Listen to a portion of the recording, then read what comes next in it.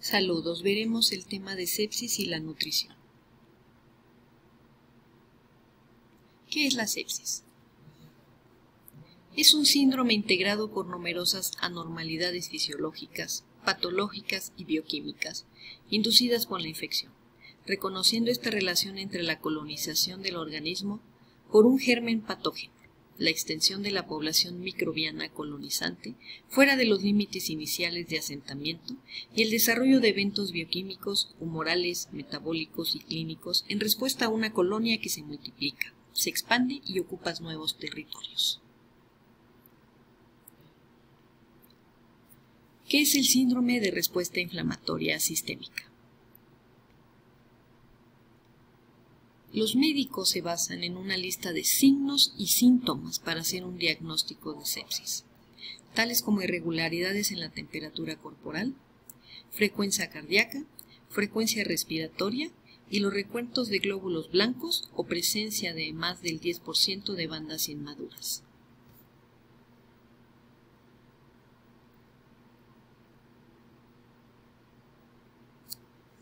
Voy a mencionar 10 criterios, tanto clínicos como de laboratorio, para diagnosticar la sepsis.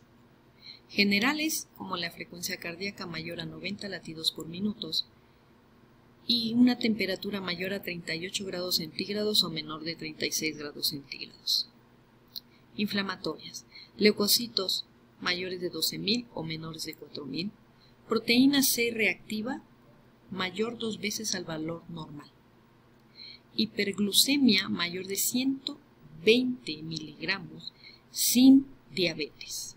Hemodinámica, presión sistólica menor a 90, que es una saturación de sangre venosa mixta, y un índice cardíaco de 3.5 latidos por minuto. Bilirrubina plasmática total mayor a 4 miligramos. Hiperlactatemia mayor a 2 miligramos. Balance hídrico positivo mayor a 20 mililitros. Procalcitonina mayor a 2 veces el valor normal. Alteración del estado mental. Número de leucocitos normal con mayor al 10% de formas inmaduras. Aquí podemos ver el progreso de la sepsis en las diferentes fases de iniciación, que es un síndrome de respuesta inflamatoria. En la segunda fase, cuando algún órgano vital empieza a fallar, fuera y distante del foco infeccioso. Y en la tercera fase, que es cuando hay una falla múltiple orgánica, que se llama shock séptico. Dos fases de estrés metabólicos en la sepsis. La fase EBB, también denominada como fase de hipometabolismo choque, se caracteriza primordialmente por hipovolemia, hipotensión, hipoxia tisular e hipometabolismo. Los cambios observados se deben a la intensa actividad simpática que ocasiona caída del gasto cardíaco y con ello disminución de transporte y consumo de oxígeno, el gasto energético y la temperatura corporal. Todo ello asociado a un aumento de las concentraciones sanguíneas en la glucosa, lactato y ácidos grasos libres. La fase flow, reconocida esta como la fase de hipermetabolismo, se desarrolla en el periodo post-reanimación, luego de alcanzada la estabilidad hemodinámica y la correcta saturación tisular de oxígeno. Existe un aumento del gasto cardíaco, la frecuencia cardíaca y respiratoria, el transporte y consumo de oxígeno y de la temperatura corporal. También se observa en esta fase un estado de hipermetabolismo dado por el aumento del gasto energético y con ello del consumo de oxígeno y CO2. ¿Cuál es el incremento del gasto energético en una persona con sepsis? El gasto energético suele incrementarse entre 1.5 a 2 veces sobre los propios del estado basal del individuo, pero suele observarse aumentos mayores en dependencia del tipo y la gravedad del estrés. Aunque el gasto energético en el paciente séptico puede ser muy variable, la situación hipermetabólica puede ser clasificada como moderada en la mayoría de las ocasiones.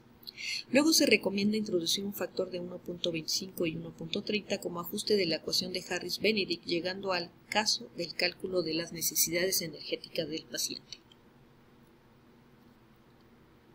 ¿Qué es la falla orgánica múltiple en la sepsis? Es una situación clínico-metabólica que comporta un elevado riesgo de mortalidad para el paciente críticamente enfermo, pues puede desembocar en la falla múltiple de órganos, lo que obligaría a nuevas intensas y agresivas acciones terapéuticas con tal de preservar la vida del enfermo. A esta multifalla orgánica se le conoce como shock séptico.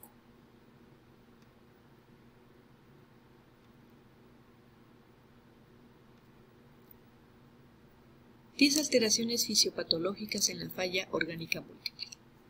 Durante la falla orgánica múltiple que se deprime la gluconeogénesis hepática, aparece la hipoglucemia, aumenta la concentración sanguínea de ácido láctico con la consiguiente acidosis metabólica, disminuye la capacidad del hígado para sintetizar proteínas.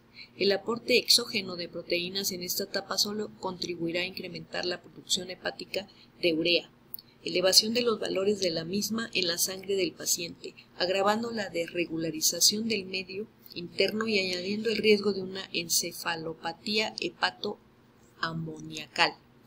En lo que toca al metabolismo graso durante la falla orgánica múltiple, se observa una disminución tanto de la captación hepática como la oxidación de las grasas, disminución del acreamiento sérico de los triglicéridos, desarrollo de la hipertrigliceridemia, se reduce la etapa cetogénesis, la lipogénesis se incrementa y aumenta el cociente respiratorio. ¿Cuál es la función del soporte nutricional en la sepsis? El apoyo nutricional en la sepsis debe evolucionar para no solo satisfacer los requerimientos nutricionales del enfermo y vehicular nutrientes en forma efectiva, sino también modificar la respuesta del huésped a la sepsis y la actividad del sistema inmune y prevenir las complicaciones de la sepsis. El apoyo nutricional en un paciente séptico debe considerar el aporte de minerales, oligoelementos y vitaminas.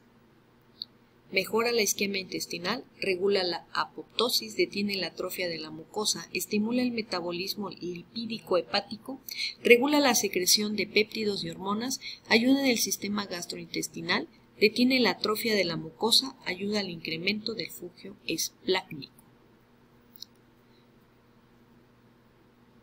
En particular, ¿cuál es la función de la nutrición enteral y cuándo se debe de indicar en la sepsis?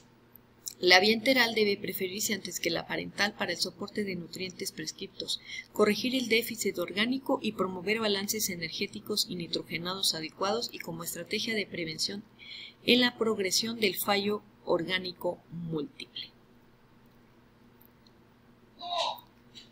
Como en otras categorías de pacientes críticamente enfermos, siempre en el tracto gastrointestinal esté intacto y el paciente así lo requiere, la vía enteral es la elección sobre la parenteral. El inicio de la nutrición entérica debe ser precoz, esto es dentro de las primeras 24 a 48 horas de diagnóstico de la sepsis y tras la resucitación del paciente. ¿Cuáles son las consecuencias de la nutrición enteral en la sepsis? Es importante considerar el riesgo de isquemia cuando se inicia la nutrición enteral en un paciente séptico, sobre todo si está inestable hemodinámicamente. Las dietas de inmunomodulación que incorporan glutamina y antioxidantes pudieran ser beneficiosas para la supervivencia del paciente, el destete del ventilador y el acortamiento de la estadía hospitalaria. La nutrición parental debe considerarse cuando la vía enteral no es suficiente para satisfacer los requerimientos nutrimentales del paciente.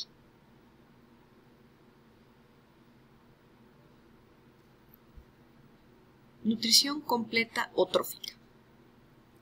La nutrición enteral con objetivos energéticos del 60 al 70% de los requerimientos estimados o la nutrición entérica trófica, con aportes limitados hasta 500 kilocalorías cada 24 horas. Es probablemente una mejor estrategia nutricional en la primera semana de evolución de las sepsis graves y el choque séptico. El tope energético de la nutrición enteral trófica es todavía arbitrario y se ha derivado los resultados de 2 estudios de implementación de la misma en un rango de 240 a 480 kilocalorías cada 24 horas.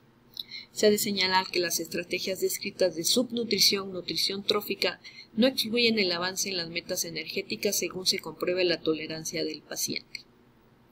El debate de nutrición paraenteral y la nutrición enteral deberían ser considerados como inútil y en consecuencia abandonado.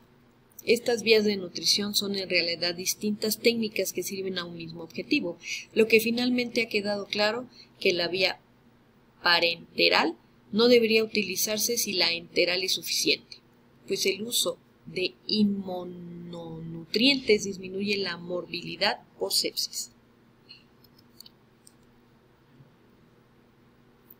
¿Cuál es la función de la nutrición parenteral? En los pacientes que presentan un choque séptico e inestabilidad hemodinámica, el inicio del sistema nutricional debe retrasarse hasta que el paciente haya sido correctamente reanimado, resucitado, rehidratado y se encuentre hemodinámicamente estable. La nutrición parenteral es una vía de aporte nutricional segura en la sepsis cuando no exista otra posibilidad de nutrir a los pacientes y también como complemento de la nutrición enteral si no se pueden alcanzar los requerimientos energéticos prescritos. Es un soporte nutricional que debe de evaluarse la incorporación de dipéptidos de glutamina como suplemento de la formulación de proteínas incluida en el orden de la nutrición parenteral. ¿Cuáles son las recomendaciones de carbohidratos, lípidos y proteínas en el paciente séptico? Carbohidratos 50 al 60% o 5 o 6 gramos de kilo por día. Lípidos del 10 al 30% de 1 a 2 gramos sobre kilogramos al día. Las proteínas del 20 al 25%, 1.2 o 1.5 gramos sobre kilogramos al día.